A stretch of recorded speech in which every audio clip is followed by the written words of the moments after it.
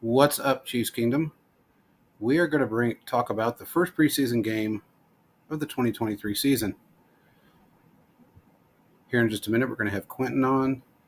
We're going to talk about the offense, the defense, and everything in between. We will see you guys in just a few minutes.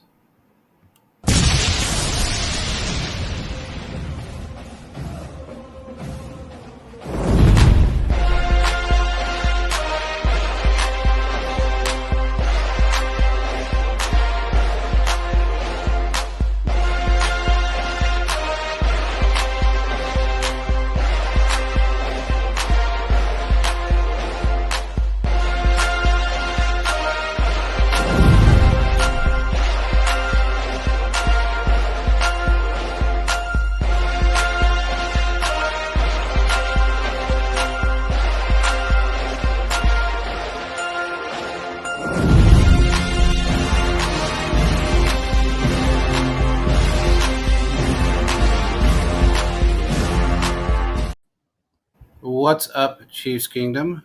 You're on another episode of Chiefs Focus Live, post-pregame show, first post-pregame show of the 2023 season. We got Quentin. What's up, my man? Hey, like real-ish football, you know? Yeah, kind of ish. Like, I mean, it's yeah, ish. It's an ishes. real-ish is It what I'm wasn't looking for. delicious, but it was ishes. I Yeah. mean, what do you want to get into first? Offense, defense. What do you think? Actually, I have more positive things to say about the defense. Yeah. So we can start there, and Okay. then we can go to the offense. Sounds good to me. I saw some positives with the defense. Yeah. It's funny. I've had a couple of calls from some sports guys, a couple of broadcasters, a few others asking, talking about Chris Jones and thinking nobody could fill his shoes. One of the detriments towards a player in one of the conversations with Danny Shelton. That he was a big guy, but he couldn't get in the backfield. He did get in the backfield. Yeah, I got a sack. He got a sack. He held the line. He may not be the fastest guy, but I mean, when you've got 80-inch shoulders, it's pretty hard to be that quick. But he did get around, and he moved, and he did pretty well. So I can't complain about that so much. What's your thoughts on the defensive line right now? Well, Danny Shelton was definitely on my list. I wanted to give a quick shout-out first to Bryant Cook, who was wearing 2 mouth guards. Yeah, he was. Neither one was being used, but he had 2 of them. So Well, I don't know what that says. I don't know what that says about him or the Chiefs staff, but congratulations. That was so weird. Why he had a yellow and a red mouth guard hanging off of his face mask, but he wasn't using either mouth guard. Hey, man, it's a fashion statement. I guess so. I mean, you gotta give the guy something. Okay, on a more serious note, though, my defensive notes actually comes a lot from the linebacker core. A lot of good plays from the linebacker core. Leo Chenal showed up. Yes, he did. He was looking really good. He made it into the backfield a couple of times. I don't think he ended up with a sack, but Drew Tranquil did. At the end of the day, he was flying all over the field. I think I saw more Drew Tranquil than a lot. I counted down that he had 5 tackles in the game, which was just, I mean, flying around the football field. He could definitely end up being one of the more underrated signings from the offseason. I know we've talked about that a little bit during this offseason, coming from the Chargers and just making an impact early on, but we'll see. It's the first preseason game. And then that Cole, I'm going to mess up his name, Christensen? Yeah. We'll go with that. Also, another linebacker flying around the football field. So your linebacker is, generally speaking, where you want to see a lot of your tackles coming from, just because that means guys aren't getting behind you. Exactly. So good job on the linebacker core, because there wasn't a ton of pressure throughout the whole game, but your linebackers were able to clean up a lot of the mess along the defensive line. So that's a good sign, at least. Yeah, I agree. They all look good as far as the linebackers are concerned. You mentioned something on Twitter. It was kind of funny too about the some of the calls from the refs, and it was true. I mean, look, Mahomes clearly had the first down. There was a couple of, bad calls on both sides. It wasn't just against us. I mean, there were some bad calls against the Saints as Yeah, well. it's their preseason too, I guess.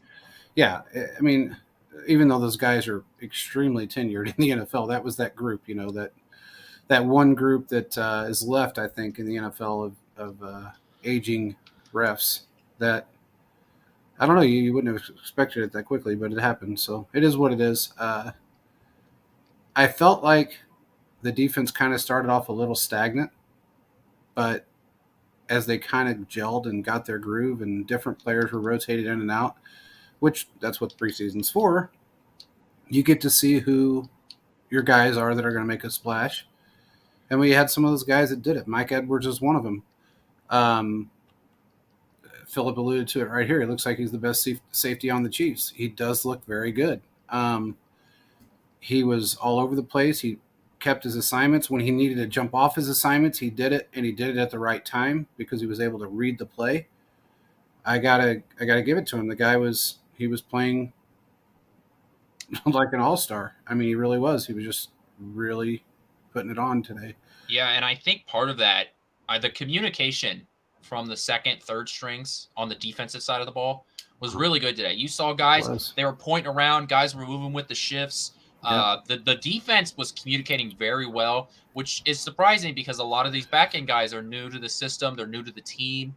So to see how well they're communicating literally in the first preseason game, that speaks a lot to the coaching and how these guys are picking up the system. So it's Absolutely. a good point to bring up just how well some of these guys are did today, because the communication was off the charts for me. It really was. I really, like I said, I mean, it just took a little time for them to gel at the beginning of the game, and a lot of that was just, you had your starters in for a couple of series, and they don't really do a whole lot, when it comes to preseason. But then, you got your guys out there that are trying to make this team, and some of them you could tell really paid attention, and some that maybe didn't so much. But this is going to be a hard decision for Andy Reid and the coaching staff. Always is, man. Yeah, this is a tough year again for them because they scout so well and they bring in so many talented, whether it be undrafted free agents or free agents anyway. They just bring in a lot of talent that fit well within our scheme. This is the perfect time for us to find out who is and who isn't going to make this team. I see a lot of talent on that defense that is very underrated. And I think next week we're going to see a little bit more of the starters, but we're also going to see a lot more of certain players that they want a second look at. They want to see if these guys are going to make this team, if they can handle this roster. It's going to be tough. There's no doubt about it. I was pretty impressed with the way they, like you said, the second, third, fourth string guys came out and participated.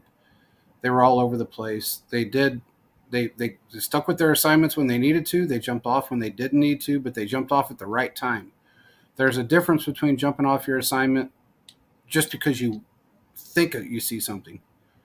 But you have to be able to read very well to jump off your assignment at the right time before it gets, you get blown up. And these guys did that today. So I have to give them all credit for that. I mean, everybody did a great job. There was a guy, I actually hadn't known a lot about him.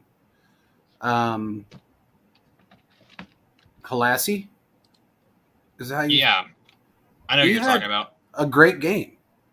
I mean, for all intents and purposes, he had a very good game. When he was out there, he was playing well. And I can't complain about his productivity out there. He had a pick. A great pick, by the way. Pick, yeah. That was an athletic play. It really was. He had a few batted passes. He kept, people in check. I don't know. I like him a lot. It's those guys like that you kind of wonder how do you cut somebody like that? Because they got the potential. They got the talent. Yeah, we don't know who he is, but that doesn't really mean a whole lot. So it's going to be tough. I like the way that kid plays. He's got a lot of intensity. So, by the way, Nick Jones fractured some fingers. Thank you, Philip. Um, so we don't know what's going to happen with him, but he fractured several fingers, not just a couple, but several. So to me, when you break more than 1, 2 fingers, that's usually, I would just say broken hand, but is what it is. That can keep him out for a little while. So Buddy that could, Pickett will be fine. Yeah. Halassi may be that guy. You just don't know. He did make a name for himself today, that's for sure. If he gets cut, he's going to get picked up somewhere. If for some reason we decide to cut him and he doesn't end up on our practice squad. So, what else you got about the defense? The one person, I guess the last person that I want to talk about is Shamari Connor. Oh, he had a sack today. Yeah. Like I've been saying, I think he is going to take over that Snead role. That guy that comes off the edge, can play safety / corner. So they used him in that hybrid role. He was able to get a sack. We saw him in coverage today. So he was used sort of all over the backfield, playing multiple positions. He had a pass defended. So I think we're going to see more Shamari Connor. Just a guy that everybody needs to keep a lookout for, because I think that if the Chiefs can have him play that role and let Snead walk at the end of the year, I think that's the way they're going to go to save some money. Because if you can save yourself, $12 to $16 million and let Snead walk, the Chiefs are going to do it. Yeah. And Shamari Connor's the guy that would allow the Chiefs to do it. Absolutely. Let's move on to the offense really quick. So Richie James made it look easy. He did. Look, man. One of my notes here. I will say this. There was a lot of rhetoric about him coming into this team. Nobody knew who he was, didn't think he was going to be any good, blah, blah, blah. He made it look extremely easy on some extremely tough catches. Back to back, boom, boom, touchdown, just on top of things. Ran his routes perfectly well. Very strong guy. I can't say enough about this kid. Mm-hmm. He came in today with the mindset that he wanted to be that number 1, number 2 wide receiver. That's how he came in, and that's really what he played like. I have to say it. He played like he was a number 1, number 2 wide receiver. Yeah. I got to give him all the credit in the world. He did a great job. What do you think about him? I think you're absolutely right. I think this guy could be a 500-yard receiver in the offense. I truly think that. He's a guy that I think is going to have a couple of really good games, and he's just going to be there in the offense. I think some people are going to forget sort of that he exists, because I don't know if he's going to have that like one super dominant game, but he's going to get 50 yards here, 65 yards there, and he's going to build up a good resume over the season of his production. So I think this is the kind of production we might see from Richie James for the entire season. He had 2 receptions for 44 yards, that one 43-yard reception. So this is the sort of production that I think that you could see from Richie James all season. And that is not a knock on Richie James. That is a solid player. Every team needs a guy like Richie James, Absolutely. A dependable guy, a veteran guy that can run routes to be able to get some of those. That was not an easy pass to catch. No. Both of them. That deep ball he had to stretch out for, and that touchdown that he caught, the way he had to contort his body to catch that, phenomenal. So Richie James is a guy that I think is going to be probably, if I was going to put a number on it, I would probably say he's like the 3rd or 4th wide receiver in the offense by the end of the season. But quality guy, I'm happy. He's going to be a good pickup by the end of the season when we look back at the 2023 NFL season. I absolutely agree. That deep ball, I got to tell you, that was some stuff you see from your elite wide receivers in the league. He looked like Sammy Watkins. He did look like Sammy Watkins, a healthy, strong a lot stronger Sammy Watkins, but he looked like Sammy Watkins. He was able to reach around, get the ball. He's a great player. And look, that touchdown pass, I don't know if anybody noticed, but that could have easily been intercepted. It was actually brushed by a defender's hand, and that's why he had to contort his body the way he did to catch it. I got to give him all the credit in the world. He came and out not every here ball is with going to be perfect. You got to no, be able to catch the balls in your area. exactly. He did a great job. I got to give it to him. He came out with intensity, and he really wants to be a part of this team, and that's what we like to see. Exactly. Who else do we have? I'm going to go through some of the receivers here because a lot of the receivers, I mean, if you remember what I said earlier in the week, I was questioning how much we're going to be able to get from the wide receiver group today. Mm-hmm. And I was totally wrong about what I said. I was like, I'm not sure what we're going to be able to pull away because it's preseason and you've got young corners out there from the Saints. But I think there were some plays that I think can really show just a hint of what guys might be able to be in terms of their route running. And some of the guys that were just making catches that are not easy to make, like Richie James. The guy I want to talk about next is Rashee Rice. Specifically, I want to talk about his vision. That first catch that he got, just a little flat route, little screen route, but the ability to just like make guys miss and to just zoom through the defense to get extra yardage. He got about 8 extra yards on that play. Yeah. That was a dead play, but he was able to make something out of nothing. And you want to get involved in a Chiefs Andy Reid led offense, that's the kind of stuff that you get. And Rashee Rice coming out, having good vision, being strong and quick. All right, Rashee Rice, I see you. Yeah. I mean, he stepped up big time. And I got to say, there was a couple of times, if you did, I mean, I'm sure everybody watched the game, but there was a couple of times he was overthrown. There was one particular pass that most guys wouldn't have been able to catch, and he did. So he has proven to me, just in the short period of time that he was here, that he's picking up the playbook very well. He does have the tangibles to play on this football team. And I doubt very seriously if we see him anywhere but on the 53-man roster. He's just that guy. We knew that talking about this in the offseason. We knew that he was going to be good. Then we watched him in training camp, and he just seemed to be getting better. I would, if I was anybody in the AFC right now, I would be a little bit worried about what they've seen out of our second and third string and fourth string wide receivers today.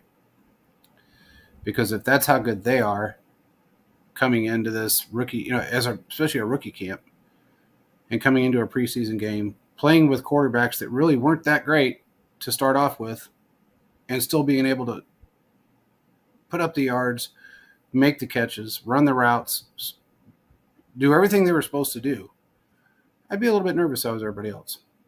And he's one of those guys that makes me nervous. He would make me nervous if I was any other football team. By the way, let's bring up our man Justin Ross real quick. And I have to bring him up for 2 reasons. One, you weren't big on him. But 2, he was overthrown, I think, 4 times in this game. Just errant passes. Really, I mean, no one would have been able to make the catches. But when he did, he made a phenomenal catch. That ball was also tipped, and he caught that ball, scored. We have a group of young wide receivers. With Justin Ross looks like he was never injured. It looks like he hasn't stopped playing football. I am extremely excited to see him throughout the season. There's no possibility he doesn't make this roster unless he absolutely just shits the bed next week. Yeah, which I don't see that happening. I think I'm convinced now they're going to carry 7 wide receivers. Yeah. I mean, we've been talking about it for a few weeks now that they're going to carry 7, but I think today solidified that. Just seeing how many guys they put out there and the film that all these guys put out there, they're carrying 7 wide receivers. Justin Ross is probably going to be 7 when the season starts. But yeah, I mean, the guy made a good play. That touchdown pass, he was wide open over the middle of the field. That was a good call on some zone coverage. Found the empty spot of the zone. I mean, good day by Justin Ross. 2 catches, 29 yards, and a touchdown. Yeah. That's just, that's the way that it is. Look, nobody's gonna have an amazing stat day in preseason because you're just not taking that many snaps. The guy that led the team in yards today was Nico Ramingo, which Hey, by the way, we got to bring him up. He's the next guy that I wanted to talk about. But Let's do it. just finish Yeah. up with Justin Ross. Yeah. Look Yeah. good. Nothing, nothing, nothing to blow your mind about. But context. He hasn't played football in over a year. It's a good way to get. Just a good way to start. Yeah, I'd say so. This kind of solidifies the fact. When they signed him, which everybody was surprised that they did, given the fact that he had the neck injury and he had the boot on his foot. Everybody said, "Why did they sign him? Why did they give him a contract?" That's why, because they knew, they had confidence in their medical staff and they had confidence in him. And to me, that says it just screams stability within an organization when you have that much confidence in a player that you will sign them immediately while they're still recovering, wearing a boot. I'm excited for his season. I'm Yeah, I excited. don't. I'm happy for him too. I mean, that's the thing that I think that really kind of sums up my synopsis of him is that I'm happy for him Yeah, because he I was don't able know to if come he. back from that. I don't know if he helped his case today. I doubt he didn't hurt it, and Hell that's no. more important because when you are sort of expected to make the roster, you can't really help yourself at this point. But he definitely could have hurt it, and he didn't. So He did not. good He for did not. him. Yep. And I'm happy serious. for I him. know. I go out after Ross, but it's all fun and games. I know. I Um, know. I think he's gonna make the roster now. So that's all I have to Absolutely. say about it. Yeah, absolutely. Let's bring up Ramingo. Holy crap. Dude, now look, The fuck? obviously my opinion's a little, you could say my opinion's a little biased here because I've been following him for a while. But I didn't realize, how when I talked about him getting on this roster, I mostly was talking about him being a special teamer or a punt returner, and that was pretty much it. Yeah. But they used him heavy in the offense in the passing game. Like I said, leading receiver, 71 yards. He had that big 24-yard reception. He had the most targets on the team with 6. So they used him, relatively speaking, heavy in the offense today. He was out there for a good amount of time. Good for Nico. For those of you that don't know, he was a undrafted free agent from Fresno State. Just a guy that, was off the radar of every team. And Yeah. we'll see what happens there. Now, I'm not going to tell you he's going to make this roster because that would just be insane for me to say they're going to carry 7 and then talk about how And he'd be one of Boston's them. the Yeah. 7th and then somehow make Nico on the roster. But Yeah. you want to talk about a guy that can make the practice squad and probably won't get stolen by another team? I think Exactly. Ramingo can be that guy. And, we'll see. Maybe he turns into the next Cornell Powell type where he's just sort of on the fringe of the roster for most of his career. But I could see him hanging around. Yeah, I can too. And I can also see, look, there's a big difference between him and Cornell Powell. We watched Cornell Powell in preseason for what, 3 seasons now? Yeah. And he's never made a big splash like that. Ramingo made a splash today. If he comes out next week and they use him heavily, which that kind of gives you an idea that they're really looking into somehow keeping him on this roster or at least keeping him on the practice squad, that'll give you an indication of where this team thinks or what they think about him.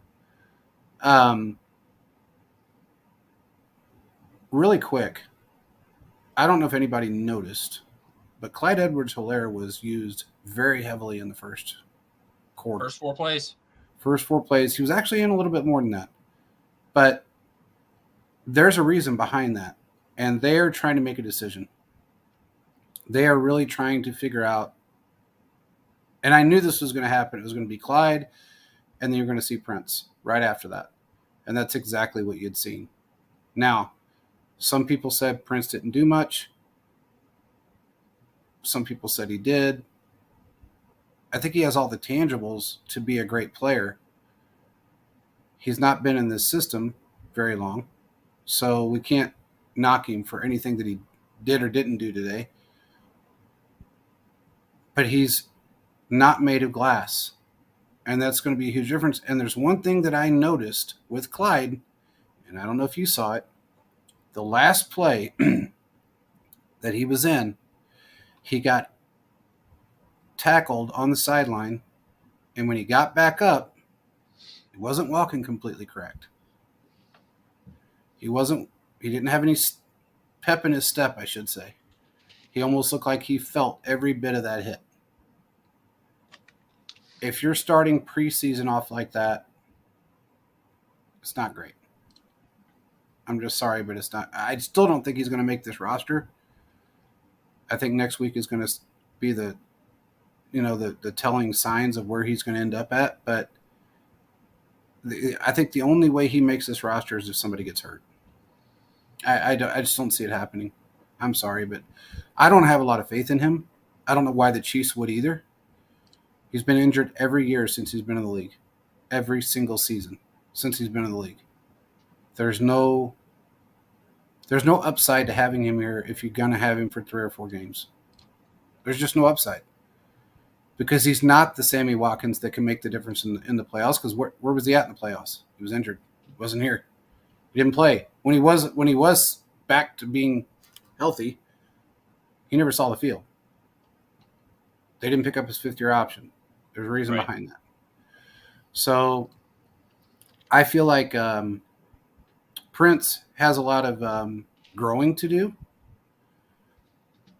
but he can also be a very, very nice 1-2 punch with Pacheco.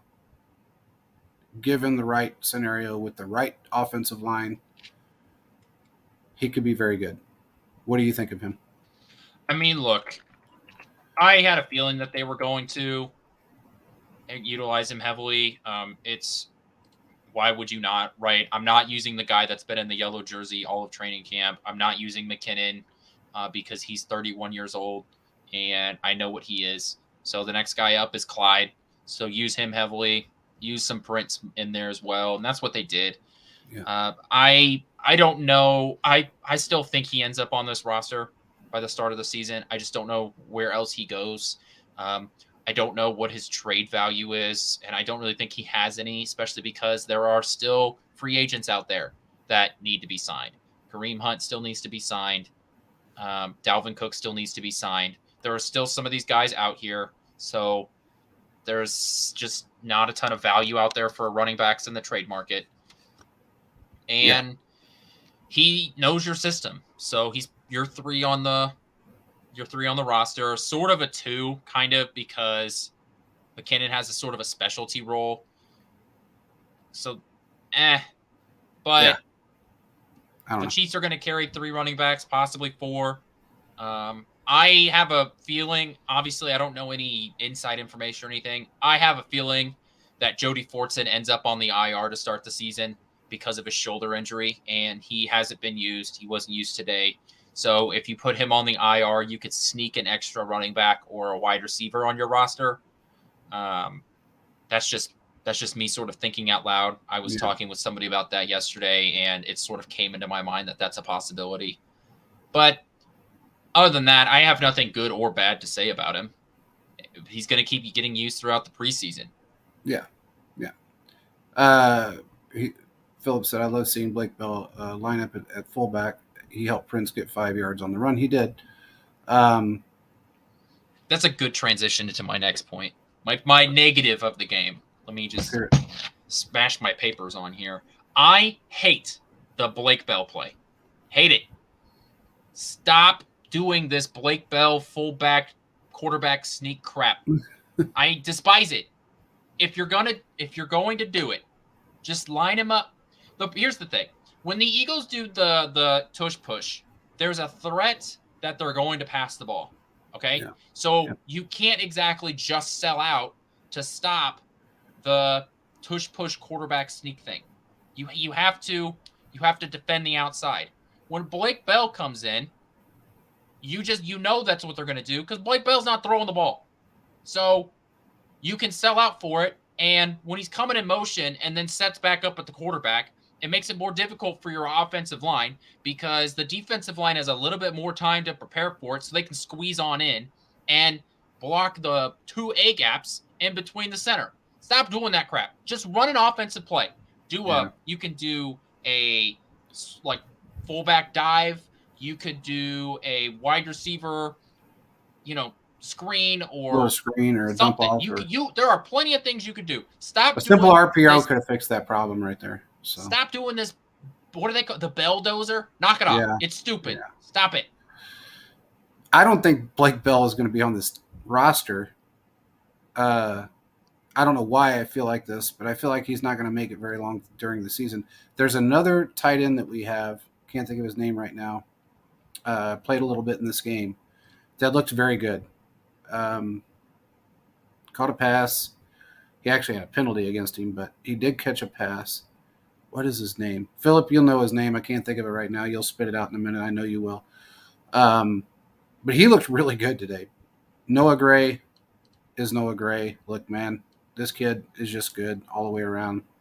If for some reason Jody Fortson ends up on the IR, I would hate to see it happen because I think that's him. Thank you. Matt Bushman. That kid's Oh, good. yeah. That kid is very good. He's got the tangibles. He just needs to get he needs to gel a little bit more and pick up the speed of the NFL. But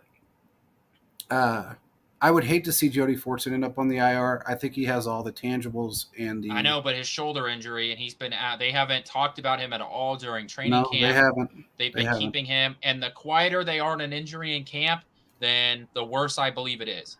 Yeah, it drives me crazy to think that he would not make it, or be on the IR. This poor kid, not only through the injuries, but he had to deal with COVID, and nobody knew if he was going to be good enough, so they stuck him on the practice squad. Then he comes out and he makes some phenomenal catches when he's on the field, gets injured again, and now here he is with a shoulder injury. It just sucks that somebody of his size, his talent level, has to deal with that. It's not that he doesn't have a passion for the game like another player on our football team that likes fashion shows, but he just doesn't seem to be able to stay healthy. And I don't know if that's a conditioning issue or if it's just, it's just him. I don't know. I wish all the best for him. I hope he makes the team because he can make a difference on our football team. If he's healthy and he's out there, he can make a difference. I really like the kid. I know they signed Blake Bell, but that doesn't necessarily mean they're going to keep him. He is a great blocker. He will catch the ball when you need him to. He's been good with us, but he's that old traditional style of tight end that really just doesn't work so well in this NFL, so it's hard. But these running backs, getting back to the running backs, I don't know how you're going to make that decision until you get past next week. There's going to be some cuts, of course, in the next few days, but no, they changed that rule a few years ago where it's all the cut days after the third preseason game. Well, they've made some cuts already, so right, but you don't have to. You don't have to. I guess you don't have to. Yeah, you don't have to, but I think they might, simply because you can fill those spots with somebody else that may be sitting in the streets right now that you want to bring in. So, or that was undrafted and never picked up by anybody. So you might want, take those chances, bring somebody in for the next preseason game to see what they can do, see how they fit within the system, and then move forward. I don't know. But what else you got? That's all I got. That's all my notes. What did you think about special teams today? That's fine. I mean, like I said, tackling was a little meh, but it's the first preseason game. I'm not expecting great open field tackling. Butker made all of his field goals. Tommy Townsend had a bad punt, but had some couple great punts. It's not a lot to get from that.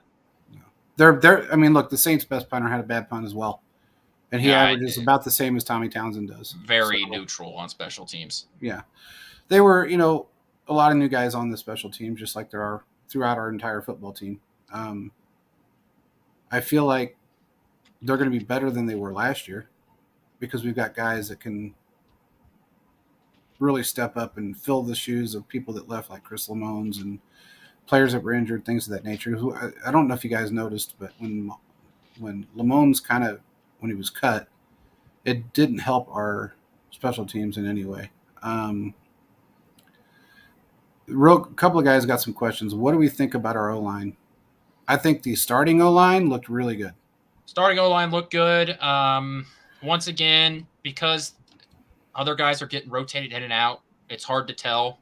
I want to know what an offensive line looks in the third quarter with 2 minutes left rather than the first quarter when all these guys are gassed up. I want to see when you're dog tired and you've been fighting a 350-pound man for an hour and a half now. What do you look like after then? But guys were communicating. They didn't get beat on any stunts or anything like that. But, we'll see. Definitely nothing bad to take away from it. And I think that's what you get out of preseason. I don't know how much positive you can really pull from the preseason. It's more, how much did you mess up? And I don't think they did. And that's really what it all boils down to. And that goes for the entire team.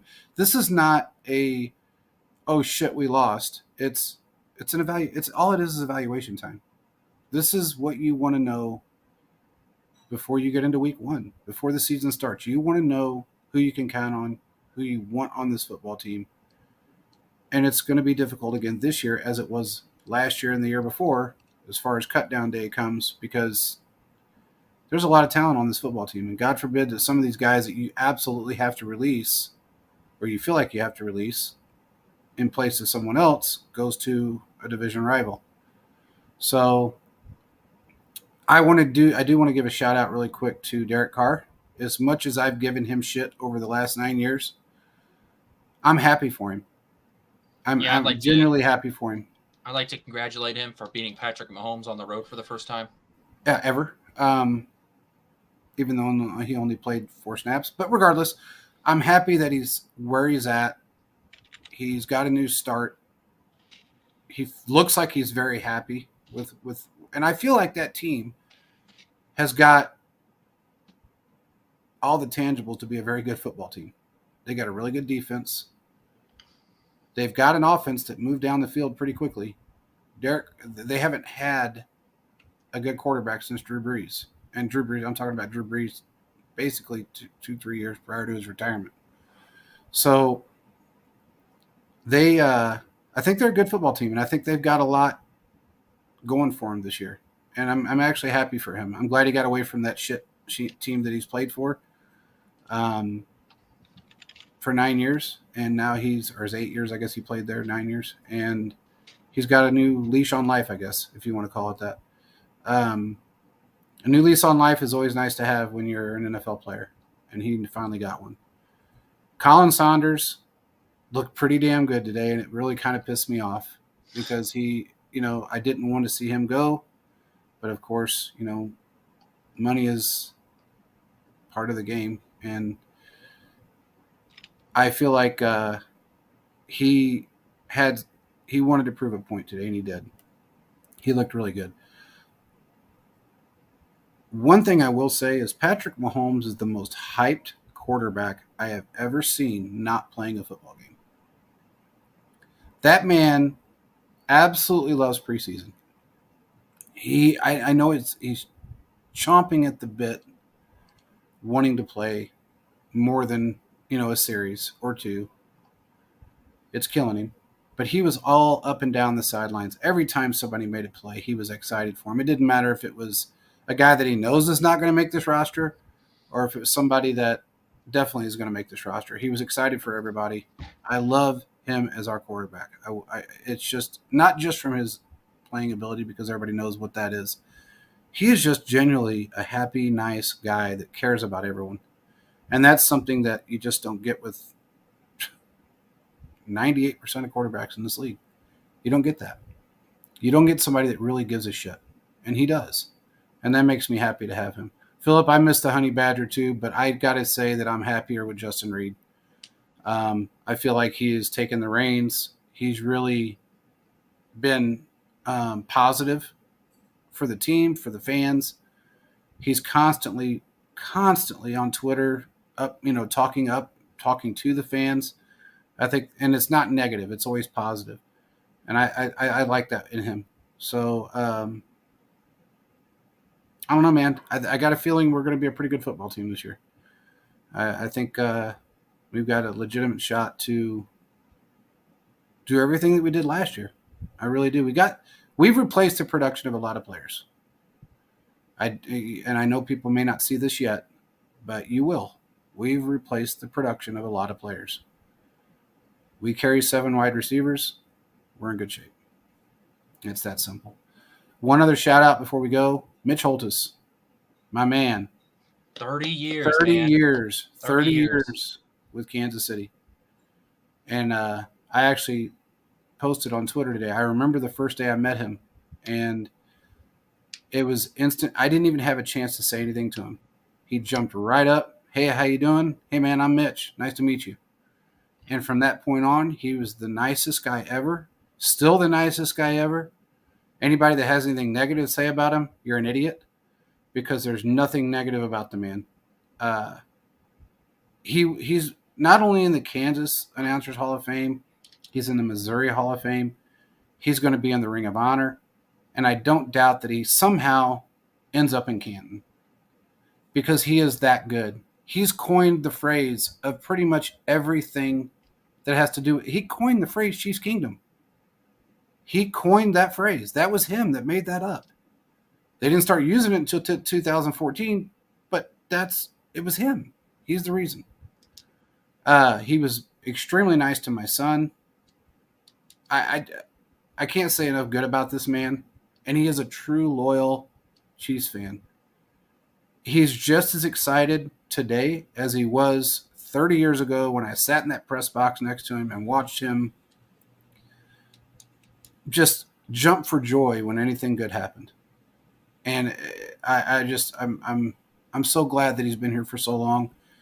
And, I hope he lasts another, impossible, but another 30 years. It'd be great to see him here for at least another 10 to 12. Yeah. So, and he had some big shoes to fill. What's that? Oh, he had some big shoes to fill when Kevin Harlan left. Absolutely. He's done a great job. So, absolutely. And I loved Kevin Harlan. He was a great guy. Still a great guy. Actually, I don't know if anybody saw the tweet that's on Twitter. He was announcing the Green Bay Cincinnati game, and he said, "Beautiful night." I don't know, beautiful night in Cincy, or no, in Green Bay, and then all of a sudden it panned over to a woman wearing basically a weird outfit that had great big giant cheese-colored boobs on it. And he was cracking up in the booth. I've never seen him laugh so hard, and he couldn't get through his sentence because he was laughing so hard. And that's just Kevin. I mean, he was always a cool guy, and Mitch is like that too. Mitch is that guy that really brings the energy.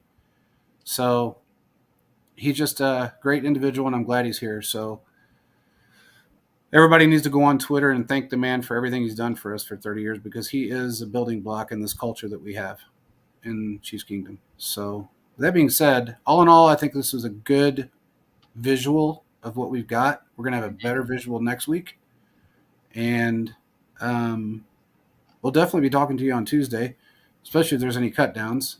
Don't ask me about Chris Jones, because I'm not going to say any more. The last I heard, he was going to be here on this weekend or by Tuesday. So that's all I can tell you.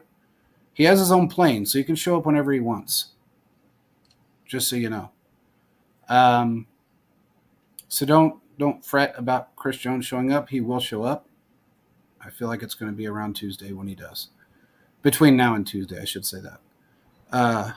Anyway, we appreciate everybody for joining, and we will talk to you guys again on Tuesday. Make sure you check out our giveaway on Twitter, and we have another one coming up on Instagram. Peace out, everybody.